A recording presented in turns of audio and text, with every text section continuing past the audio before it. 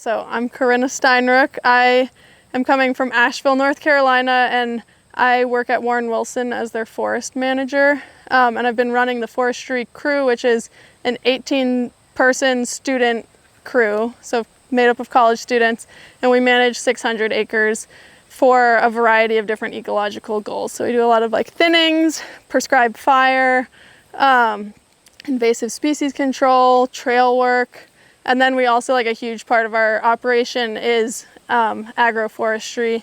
And in that we do shiitake mushrooms and reishi mushrooms. We also do walnut syrup, hazelnuts, elderberries, ramps, pawpaws, black Perigord truffles, and we have a pretty good size propagation shade house, which Karam's seen before. It's really nice. I think there's a video coming out about sort of like our operations. Yeah, I think maybe we're gonna film it last week or something. So it's coming along, yeah. But that's kind of the quick overview of what I do. Today we're just gonna be diving into the shiitakes. And I'm kind of gonna give you like a big overview from what a shiitake is, like how to cut the logs, how to actually inoculate them, you know, sort of like dealing with the spawn run and what that is, and then harvesting and soaking and doing all that stuff. So the last time we barely finished, I think this time, since there'll be less questions, so we'll have more time to inoculate and do all that stuff, and we'll kind of do that halfway through. But I guess, how many of you guys have ever grown shiitakes or are currently growing them? Okay, 2 of you, awesome. Okay, we got some more folks, heck yeah. So basically, if you don't know what a shiitake is, right, or it's a mushroom, and a mushroom is the fruiting body of a mycelial network. So how the shiitake log works itself is that the mycelium colonizes the whole log, and then it'll pop out a mushroom, and that's the fruit. So that's just like an apple to an apple tree. It's just the fruiting body. So by picking a mushroom, you're not hurting the organism itself. That's just the fruiting body. And when you're harvesting or foraging mushrooms too, sometimes it can actually have a positive impact on that community because you're taking the spores and they're getting spread out through the forest. Shiitakes are native to Japan. They're not native to this region, but they were brought over in around the 1980s, and the operation that I work on was established in the 1980s, and they like to say that we were the first shiitake inoculation in the US. I don't know if that's true or not, but we think it's cool, so we say it. But yeah, so it's been going on for a long time, and it's kind of gone through different iterations, but right now we're mostly just growing shiitakes and reishi mushrooms. And we've tried different species, but we've kind of found that shiitakes work the best. And they actually, most people say that shiitake mushrooms are really the only commercially viable log-grown mushroom. You can grow other species on logs, but they're not as consistent, and you can't force them to fruit through soaking.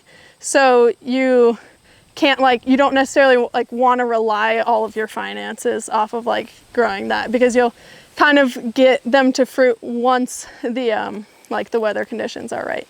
So with shiitakes, because you can force them, you can kind of get a consistent harvest during the shiitake season, which we'll kind of go into that stuff later. But with other species like lion's mane, you might, just when the weather conditions are right, you'll get this huge flush. And if you're selling to restaurants or you're selling at farmers markets, you kind of want this predictable crop. So yeah, you chefs often, right, they want X amount of pounds a week, not 200 pounds twice a year, right? So that's kind of why shiitakes are best for your commercial crop. They're also really easy to grow and really reliable. So pretty much every time, if we're following the protocol, we'll almost have success on all of our logs. Or we've tried other species, we've tried Kingstropharia and lion's mane and a whole bunch of other ones, and like kind of failed at all of them. I think we could like do more work to like actually figure it out, but these are like pretty reliable. And since I'm also running a student crew, like there's kind of people who have never inoculated before, and there's like 18 of them going in at it at once, and like you can't really mess up as long as you like follow, you know, like the like guidelines of what we're about to talk about. So yeah. So harvesting logs, I have a few handouts that I'm gonna have Karam pass around. And these are handouts that I got from this company called Field and Forest Products, where we get our mycelium from. And one is like the type of, the time of year that you wanna harvest your logs, and the other is the species that are good to use. And the species chart is for a bunch of different species of mushrooms. Can you guys hear me with the wind? Okay, cool. The species chart is like not only for shiitake, it's for like a bunch of different types of mushrooms. And it kind of gives you a, wow, it just got really windy. It kind of gives you like which species of trees are the best, which ones are like medium, and which ones are not good. Does anyone know what the best species of tree is that you can use for growing shiitake mushrooms? I was going to say oak, but apparently not. No, you're right. Oak is the best. Red. Oh, white oak. White or red? White. You're the expert. White. It's white. Oh, really? Yeah. White oak is like the best species you can use. Oaks in general are the best, but white oak is even better because it's rot resistant. So the logs will last longer. That's kind of like what makes it better than the other types of oaks. But sugar maple is also a really great species to use. It's really prolific around here, which is great. The other species are like beech, sweet gum, ironwood. I just learned that persimmon you can also use, which is kind of cool. I don't know people with like a ton of persimmon laying around, but if you like have a persimmon operation, you can like, once they stop fruiting as much as you want, or you want to change things, you could maybe use them for shiitakes, which is kind of cool. Something that you want to keep in mind is like the general forest management of the property where you're harvesting your logs from. So like for us, we try to use as much white oak as possible because that's like the best species you can use. It's also really hard for us, like oaks are kind of struggling these days. And so we don't want to just go in and clear all of our like white oak regeneration and then have no overstory white oaks in the future. So especially because they're like one of the most important ecological trees. Here it seems like there's no shortage of sugar maple, so it seems like you could kind of take as much as you want, but you also want to, you know, kind of determine like where you're taking it from and based on what the forest needs and the future of the forest and how you're managing it. So that's kind of important to keep in mind. When you're harvesting logs, you want young, healthy logs that are living. So you don't really want to, it won't really work if your trees are dead. If they are like already rotting, like a branch has fallen off and there's like rot getting into the trunk, that's also not good because that's another fungus that could outcompete your shiitake, because that's another fungus that's you're trying to inoculate. So you really want young, healthy trees that also have intact bark. That's an important piece. I kind of like to say that the two most important characteristics or things to keep in mind, not characteristics, but when you're inoculating throughout the whole process, the most important things to keep in mind are that moisture retention in the log is really important, and you don't want other things, other fungi colonizing your log and outcompeting it.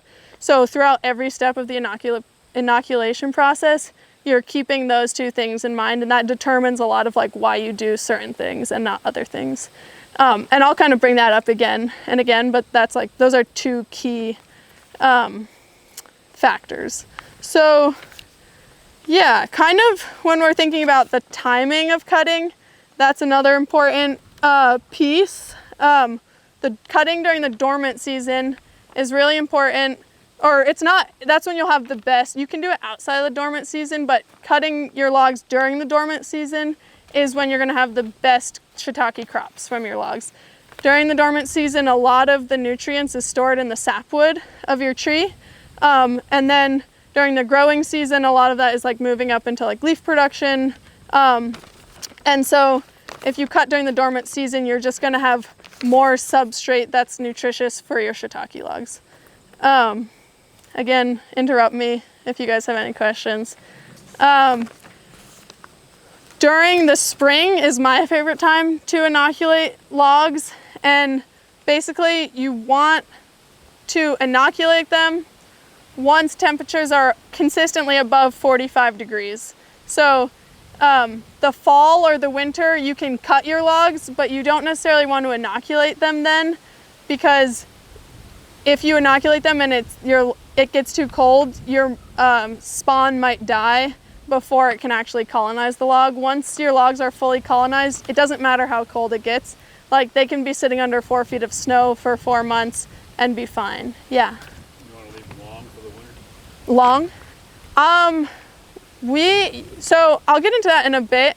You don't have to like cut them up or anything, but mostly, yeah, we'll talk about like the cutting and all that stuff after. Yeah. What if you bought the spores, The spawn. and you ran out of time Yeah. in the spring, and then you're like, all right, I'll just do it in the fall, Yeah. because you have to use it in 6 months, right? You're supposed to use it in 3 months. I think it'll work longer than that, but I think the companies that you buy them from say 3 months because they are like want to guarantee that you're gonna get production. So I bet you could get away with doing it. It's mostly like if it dries out too much or if it starts like fruiting in the bag.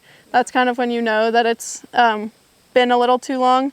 So you can inoculate in the fall. There's kind of a sweet spot in the fall where after you inoculate, it needs to sit for about 3 to 4 weeks before temperatures drop below 45 degrees. So that's kind of like in the fall, you want your leaves to go dormant. So this works in some climates and not others, right? You want your trees to go dormant and then still have 3 to 4 weeks before it gets cold enough. You can do it in early fall, and that totally works, like late summer, early fall. You'll just probably get less production throughout the life of that shiitake log. So that is an option. Like right now, we're gonna inoculate some logs. These will produce, but if you're like doing an operation that you like want to be like getting as much mushrooms out as possible, I would say like cutting during the dormant season is the best time to do it. Yeah, any questions? Now, okay, sweet. Just check that I didn't miss anything. Okay, so another thing, the worst time that you can inoculate, that you definitely don't want to do it. All the other times there's varying, success rates, but the worst time you can do it is like right around bud break.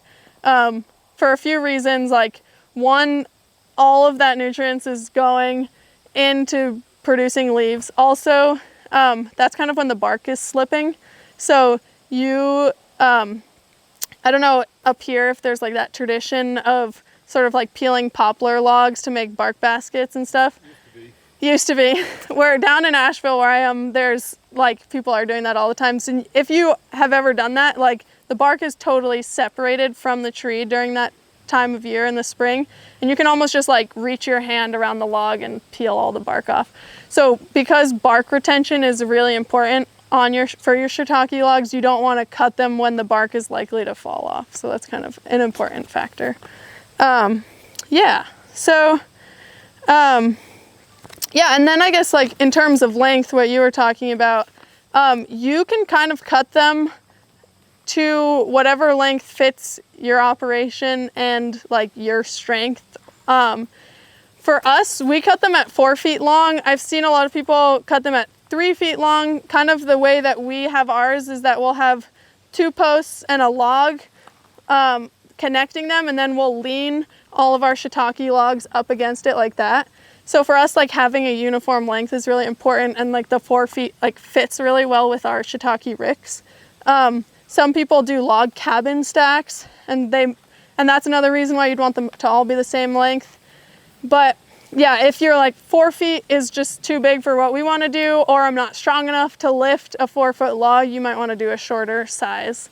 And then in terms of like the diameter that you want to have, we say usually between like 3 and 8 inches, but I just visualize it. So like that's kind of like the small end of what we do. And then like that will kind of be on the big end. And basically if it's too big, you can't lift it. That's kind of the determining factor. So if you're like a really burly person and you're like, I want like huge logs in a workout, you could cut massive logs, but you're also probably going to soak them if you're doing this in any kind of like commercial form. And so like it's that log plus it being waterlogged. So that's like hefty. And then on the smaller side, basically like how the shiitake or like, how it works is it's like decomposing and like eating the log as it grows and produces mushrooms. And so you only have like a certain amount of life in the log.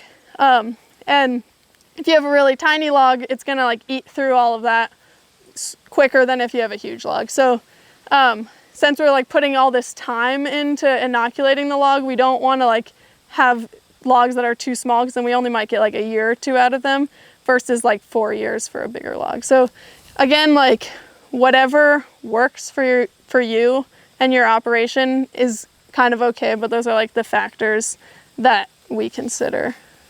Yeah. Any questions around any of that? No? Hell yeah. Wow, this is going so quick. The last group had tons of questions. So just to, I guess, to clarify, like the reason that you wouldn't go bigger than 8 inches isn't because the shiitake wouldn't be able to colonize a larger log. It's just the logistics of moving it. Yeah. Pretty much. Yeah. From so there is kind of like the idea of like heartwood to sapwood ratio, right? So they like the sapwood better. The heartwood is like the inner wood that's like considered dead. And the sapwood is like the outer wood that has like more of that nutrients for the shiitakes to digest. And so sometimes when you get to those bigger logs, there's more heartwood and less sapwood. So that could be a determining factor too. You kind of like want more sapwood in your log. But yeah, so let's get into some of the inoculation stuff. So I'll just talk about some tools and then we'll kind of like go through the process, but kind of like the quick and dirty before we talk about tools. Inoculating logs is super simple. All you do, cut the logs, drill holes, fill them with spawn, wax them, and that's it. So there's like 4 steps basically. There's a lot of details in that, but yeah, so for the drilling, there's kind of a bunch of different tools that you can use. If you just have a drill at your house, you can use a drill. If you want, you can get these nice drill bits that are specific for inoculating shiitake logs. What's nice about them is they have like this stopper here, so you don't have to pay attention to like how deep you're going. If you just want to go fast, you can kind of just like hit it. Also, they're the same diameter as the inoculators, and so like it'll push like the exact right amount of spawn into the hole that this created. So that's kind of nice. When we first started inoculating logs, we didn't have these bits. We just used normal drill bits that were like the right diameter, and then we just put a piece of duct tape at the depth that we wanted to go. So you could just like go until the duct tape was at the edge of the log, and that's a really cheap way that you don't really have to like buy another tool. If you have an angle grinder, these are definitely the best that you can use. They're quite a bit more powerful than a drill, and they go really fast. I'll demonstrate both of them, and if there is time, which I think there might be this time, you guys can inoculate some too. And I'm also going to be hanging around during that like break period, I think 4:30 to 5, if anyone wants to come back and inoculate more. I think there's, maybe you can tell me if I'm wrong, but Ellis was saying that you guys might be able to like take some home. You're like, I don't know about that, but but yeah, if you inoculate a log and you want to take it home, I think that's okay. So yeah, so there's these, that's kind of the drilling process. If you're doing like a huge operation, it's probably worth investing in this because it goes probably twice as fast as a drill. And I would say these drill bits also go a lot faster than a normal drill bit. So you're kind of like whatever you want to invest in. This might save your body a little more. I've definitely used a drill with a normal drill bit. And just like by the end of the day, it's like you're pretty sore from drilling, but this kind of just like, choo, choo, choo. It's pretty fun too. Then when you are inoculating the logs with whatever you're inoculating them with. So you can use you can use sawdust spawn, which is what we have today, or you can use these little plugs. And the plugs are easier. You don't need these tools to use them, but they are a little more expensive. So if you're doing a whole bunch of them, it might be worth investing in one of these inoculators.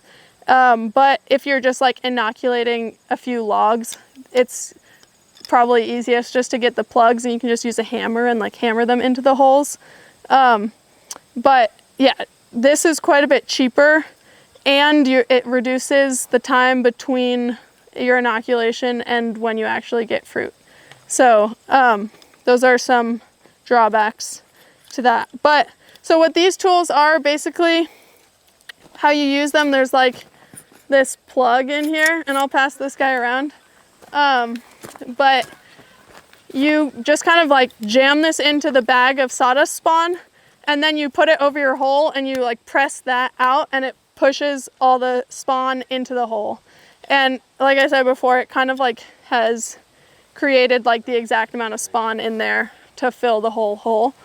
Yeah, so that's these. And there's two different types. There's this one, which you use your thumb, and then there's this one, which you can kind of hit it. I kind of like the palm one because I feel like I can like kind of use like two hands to place it and then hit it. But yeah, whatever you like. And all of these bits, like the drill bits and the inoculators and our spawn and the handouts that we pass around, we use Field and Forest products. I'm not sponsored by them, but they have a lot of really good info on their websites. And then like we just happen to use their spawn. There's other companies that sell spawn too. I think they're based out of like Wisconsin or something, so they're not even like that local to where we are. But another really good place for info is the Cornell Small Farms like website or group, or yeah. But on their website, they have like tons of videos and write-ups with resources on growing shiitakes. And Field and Forest Products also has like a whole YouTube channel. So if you're trying to learn more, those two places are really good resources. Yeah, so this is the inoculation process, right? You just like actually putting the spawn into those holes that you drilled, and then you want to cover them with wax. So we use this like food grade wax that's like a paraffin blend, and then you buy them in blocks, and I just kind of take a hatchet and shave off pieces and put them like this. Is just old like food cans that our lovely friend over there saved. And so you can kind of use whatever, that's just like worked for us. And then we have these daubers here, which we just like daub the wax and cover the holes. And then just like a hot plate here.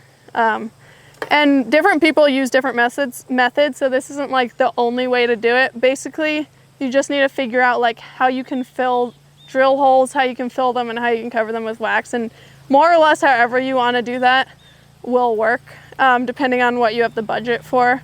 You can make it a lot easier for yourself or not. But yeah, so yeah, so there's different spawn options that you can get. I told you about like the plugs versus the sawdust spawn. There's also different like varieties of like shiitake that you can inoculate. There's cold weather strains, wide range strains, and warm weather strains, and they all fruit during like slightly different temperature windows. And they also have different spawn runs, so like different lengths between when you inoculate them and when they'll fruit. And so like on the website, when you buy shiitakes, they'll usually say like what temperatures you want, like they'll fruit under, and like how long they'll take, and kind of like the characteristics of the mushrooms. And that's kind of important to think about, like with your climate, when you have time, like maybe you're a teacher and like you have your summers off and you want to be doing all your shiitake and you're like harvesting during that time, like that might determine kind of like when, what type of strain you buy. So that's important. Yeah, and they'll give you like all the info you need to know for that specific strain. So it might say like you can soak and harvest these between like 80 degrees and 45 degrees or something. So you don't need that info right now. It'll tell you like for that strain what you need. Yeah, and then for drilling itself, kind of the spacing that we'll do, and you guys can come closer so you can look at these, but there's not like a set amount of holes per log. It really is dependent on how big your log is. So kind of the rule of thumb is you go every 6 inches you drill a hole down your log, and then you go 2 inches over, but you kind of offset it, so you create this like diamond pattern. Yeah, exactly, you stagger it. And that's sort of like the golden spot. Like if you put less holes on it, basically the mushrooms like fruit out of the holes. So you have the potential to get more mushrooms, but also it's going to take longer for less spawn that you put in the log to colonize the whole log. And it will only start fruiting once the whole log is colonized. So, and then these are also like weak spots a bit for like other bacteria and stuff to get in. If say like the wax falls off during the spawn run before it's fully colonized, and it could outcompete your shiitake spawn, and then you might not get a crop on that log. So, and then if you put too many holes, mostly you're like using more product than you need, and it's more money and more time consuming. But yeah, so you kind of go 2 or 6 inches down, 2 inches over, and then when you're using this, maybe I'll just do some for you guys. I'll flip this guy. Is that like a 1/2 inch bit? It kind of looks like that, but it's like specific. They only sell these in like one size. Okay.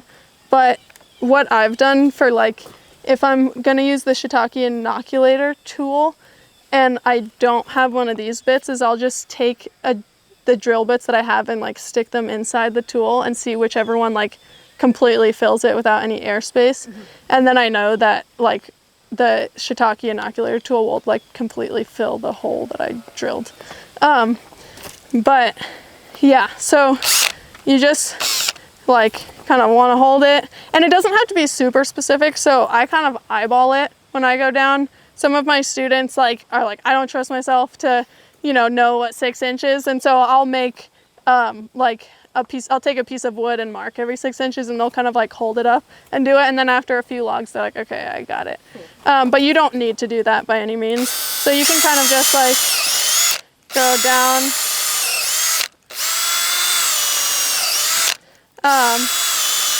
and then go down the whole thing, and then kind of like turn it a little and go like that. And then I'll show you what like the angle grinder looks like, and you guys can also try it after.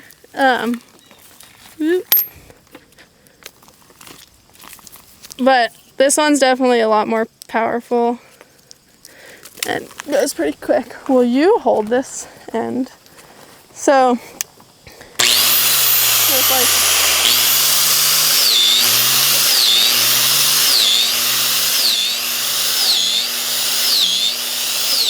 and then you can just like kind of go pretty quick. So yeah, if you're doing a lot of logs, this is definitely the move.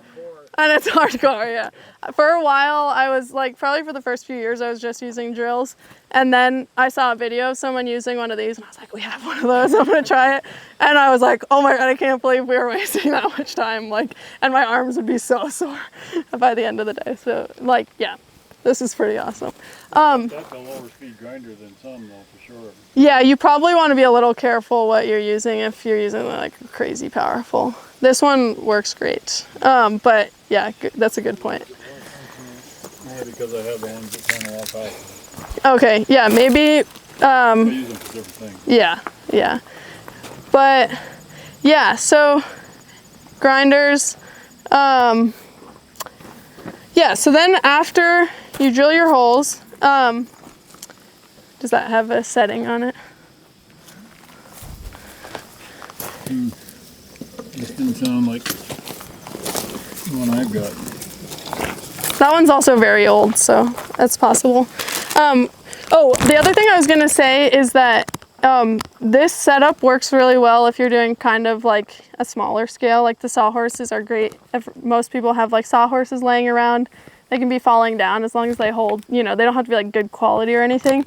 If you're like trying to pump out the logs and inoculate like 400 in a day or something, you're gonna want a more efficient setup. And so what some people do is they'll have like these like sawhorses that are essentially like X's, and so you just put like one log in it, and that way you can like spin it. It's not gonna like roll off, and they'll kind of do it in an assembly line fashion.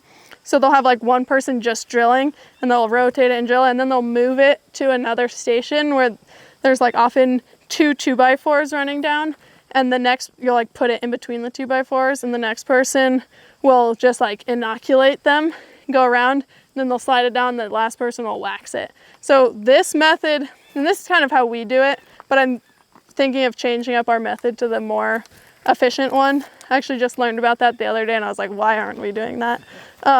But this one, essentially you're doing like all the stages right here. So you're drilling it, then you're inoculating it, and it kind of gets a little bit like crowded with people, because we have like usually like 12 people like helping us inoculate, so then there's like 4 people kind of like getting in each other's way.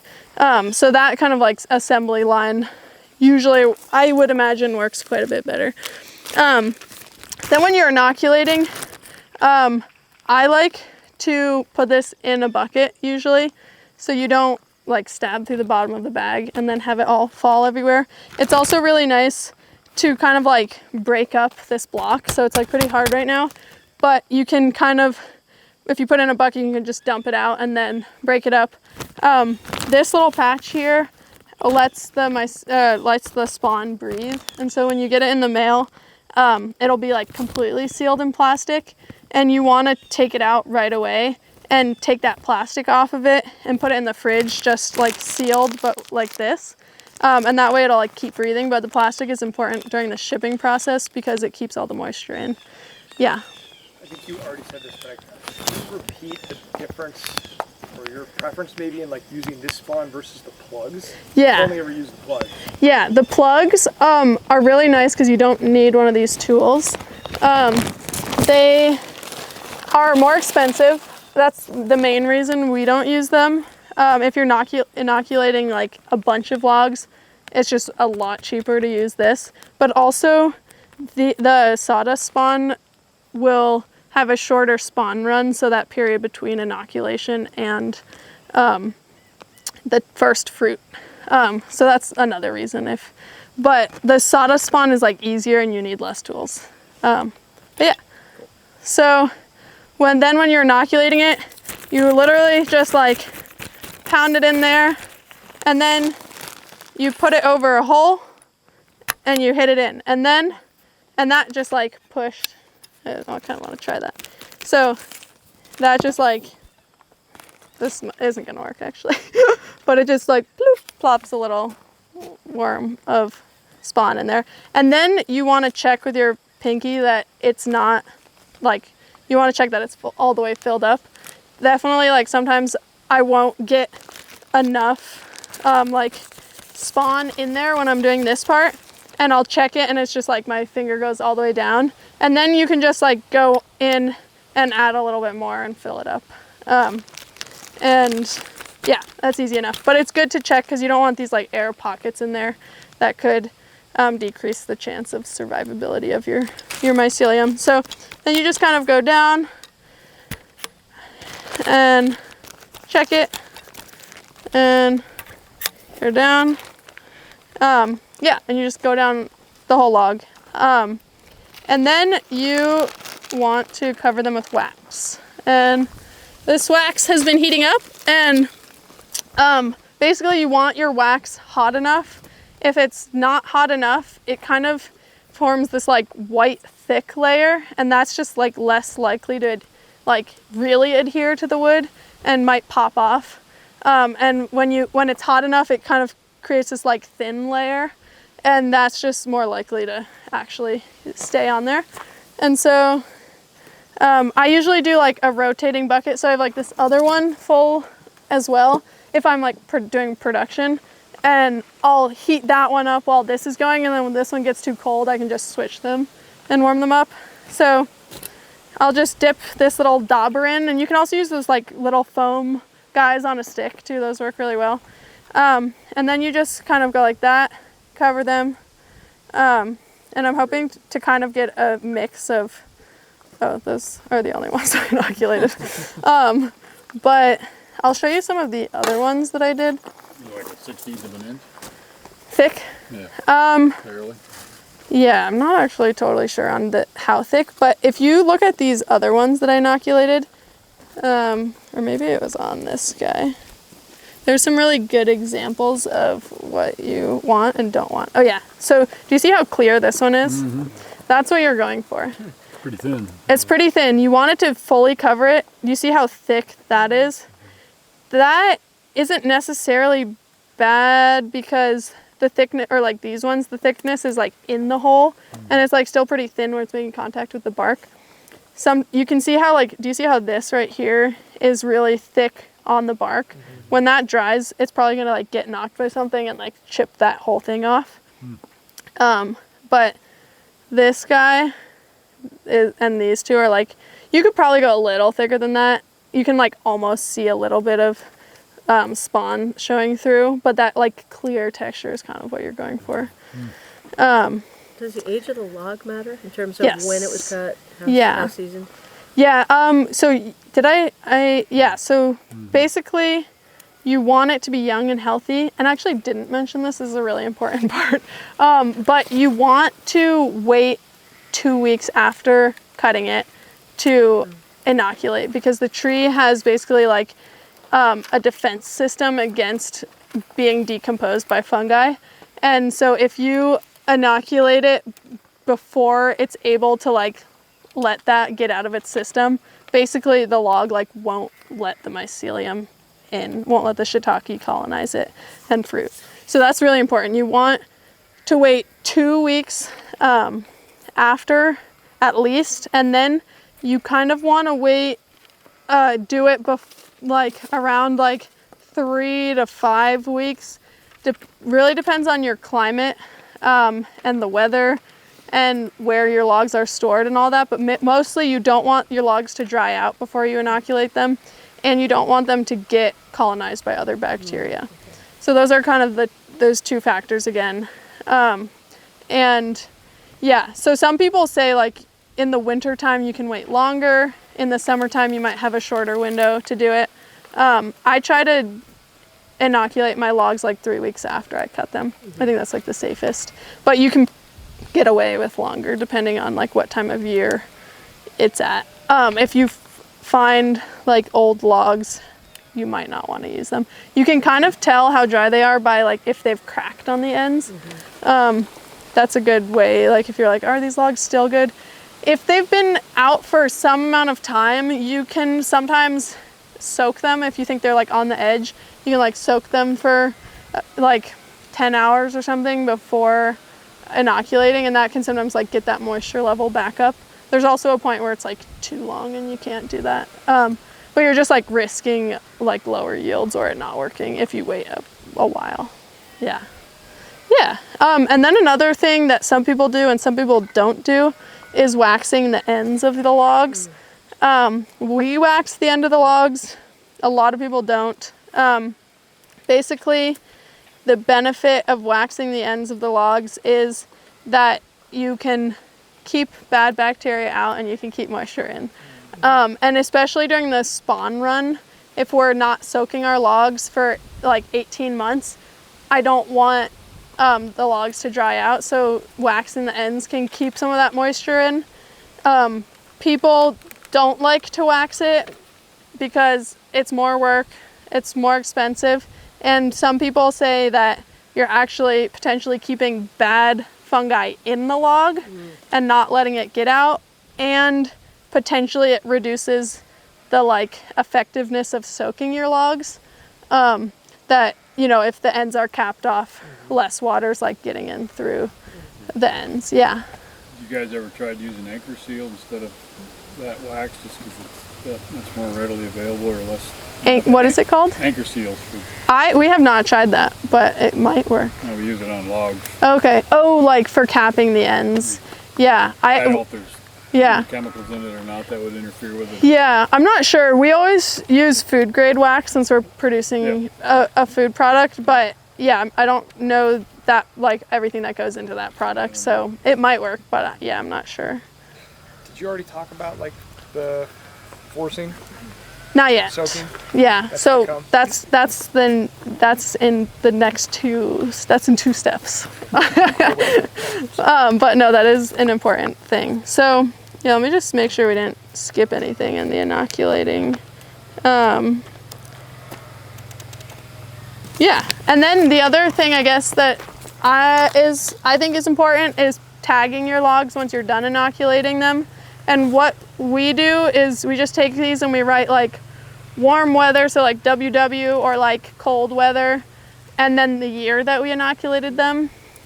And then we'll just like take a stapler and like pop a staple on there. And that basically, if you inoculate over multiple years, you might say like, okay, after 4 years, we're gonna toss all the logs that are older than that into another system that we're not like as intensively managing, or is like, not in our operation at all. And that just kind of helps you like keep track of like what strains and what years they are. We have a shiitake graveyard that is like this long area that anytime logs we've like deemed that are no longer productive, we'll put them in there, and they'll often like fruit under the right conditions still. Like they'll pop up a few mushrooms here and there for another few years. And so every time we harvest, we'll like quickly walk through the shiitake graveyard and pick mushrooms too, but we're not going to spend the time like soaking and harvesting, or like soaking and like rotating those logs, because like the amount of labor to the like the yield just isn't worth it at that point. But yeah. So then after you inoculate, then you have what's called your spawn run. So that's the time where the mycelium goes from just being in these holes to colonizing the entire log. And once it colonizes the whole log and the weather conditions are right, which is usually like cooler and really like after a big rainstorm, then they'll fruit and they'll have their first natural flush. And after that, you can force them to fruit if that's how you want to manage your system. So, yeah. You talk about site selection for like placing? Yeah, that's actually it. I missed that, so thank you. So what do you guys think makes a good shiitake site? Shade. Yeah, that's the most important thing for sure. Yeah, so shade, forest is the easiest thing, right? Not artificial shade. Another good site where we have a bunch of pine forests, so that's not just summer shade, we also have like winter shade, so that year-round shade is really nice. You don't have to do it in a pine forest. The summer is the most important time because that's when the sun's really like blaring down on them. But also another nice thing about a pine forest is that not much grows in the mid-story or the understory. It's, well, depending on what your pine forest is, ours were kind of like pine plantations. So there was like really nothing else there. And that just like makes it really easy to like maneuver logs and like bring them to the tanks, but also it allows for a really good airflow to come through, and that's important just for like the health of your shiitakes and not like having other things colonize it. Another thing that like a pest that could become a problem is slugs. A lot of big operations have really bad slug problems, and one way to and the slugs will just eat your mushrooms, so they just aren't as pretty if you're trying to sell them. If you're just growing them for you, it doesn't really matter because you can just like pick the slugs off and eat them. Get some ducks. Yeah, exactly. That's how a lot of people do it, is they'll have like a dual operation of ducks and shiitakes together, and then they can get a shiitake crop, an egg crop, and potentially like a meat crop. So that's an awesome way. You can't have your ducks in the, do you say we want slugs? And it all tastes like And it all tastes like slugs. Yeah, usually you only get slugs when you have a pretty big operation. Like, we don't really have slug problems. But yeah, you can't have the ducks like right up in the logs when they're fruiting, because that's like a food safety concern to have duck poop where you're harvesting your mushrooms. But what people do is they'll like fence the shiitake ricks in, and so the ducks will be all around it, but they can't actually like get to the logs, and that will like greatly decrease the slug population. But I would say that's like the main thing you'll run up against is slug predation. Yeah. Site selection. What else should we talk about with site selection? Yeah, but yeah, so if you don't have a pine forest and you still want like that open area, you can always do some thinnings and kind of like open it, the understory up. That's always a possibility. And then some people like on really small scales, like will lean it against the back of their barn or their house or something, and that's also an option. You just like mainly want to keep it out of the sun. That's like the one main goal. Always keep them on the north side. Yeah, the north side is the best for sure. Yeah, and then the spawn run kind of, there's many factors that determine the length of that time period. I would say the biggest one is what type of strain you get. So some strains will say, I believe it's the wide range strain, but they'll say like 6 months until your first fruit, and some will say 12, some will say 18. It's usually between that. But other factors that will determine that length of time is the size of your log. So, oh, the rain's coming. We'll go quick. We could also go in the barn too, or in the garage. We're gonna melt. Yeah, it's gonna be terrible. But yeah, so because it'll fruit for the first time after it's fully colonized. If you have a big log, it's gonna take longer. If you have a small log, it's gonna go quicker. The time of year that you inoculate is also gonna affect that. So if you do it in the fall, it's gonna have that dormant period before the spawn run like really starts. And then then you'll get your first fruit. If you do it in the spring, it'll just like colonize it right away. You might even get your first harvest in the fall. Yeah. And yeah, those are kind of the main things. I'm like gonna start speeding through this, I think, a little bit. And then as soon as, I think I said this, but as soon as you get your first flush, you can start soaking. And that's just basically to get that consistent harvest. Talking about spraying them all the time or in the water? In the water. So how you like the soaking process, how that works is we have these big tubs, these like big plastic tubs you can get at like, an ag store. And we've just stacked them with as many shiitake logs as can be fully submerged. And then we fill up the water until they're covered. And then we leave them for 24 hours. And the next day we'll come take them out. And then they start fruiting, usually like 3 days, and they start like putting these buttons on, and then like around about a week, you'll start getting your first like harvest. And we kind of set ours up. So you want to wait at least like between 6 to 8 weeks before you force the fruiting again, because they need to rest. And we'll usually do them on a 7-week rotation, and we kind of have our rotation set up where we have 3 tanks and ricks that like are going to each tank, and since we can only soak like 8 logs at once, we'll like start at the bottom of one of the ricks, soak those 8, the next day take them out, soak the next ones, take them out, soak the next ones, and we kind of like wind our way through the operation. And by the time we get to the end and it's ready to go to the beginning again, it's been 7 weeks. So then we can kind of get this like continual crop the whole time, like consistently. And they kind of say you don't really want, for like the health and longevity of your logs, you don't really want to do more than 4 soaks a year. And up here versus North Carolina is like a bit different. We do 2 seasons, one in the fall and one in the spring. And we'll do like 2 soaks in the fall and 2 in the spring. I know a farmer up in New York that basically does like 1 longer season, and I think he goes from like June 1st through like the beginning of October, November, and because it's a little colder up here, so you can't like do the fall and the spring as much as we can do it down there.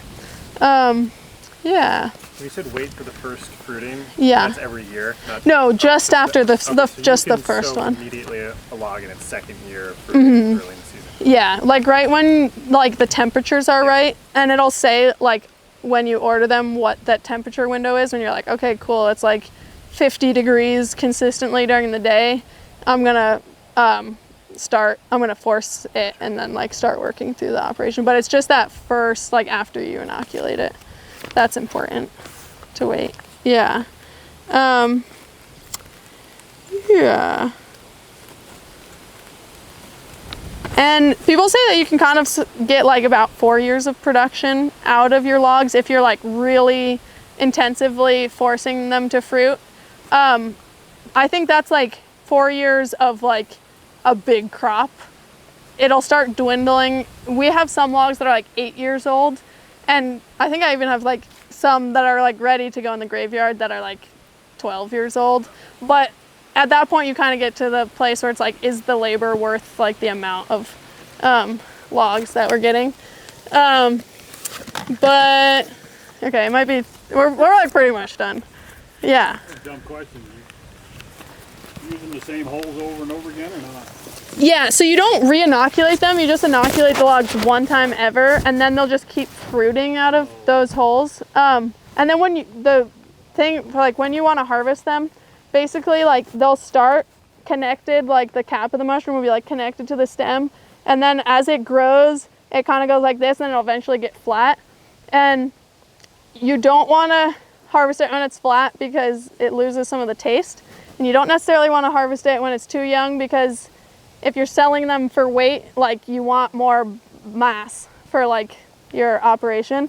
And so what we kind of do is like when they're like this, like they kind of go like that. And when you can like still like catch the lip with your finger, that's when you want to pick them. But since we don't like work on the weekends, we'll harvest on Friday like some younger ones, and they're still really tasty. But like during the week, we'll wait until like that last minute kind of before they get flat. But yeah, that's it. That's all the info.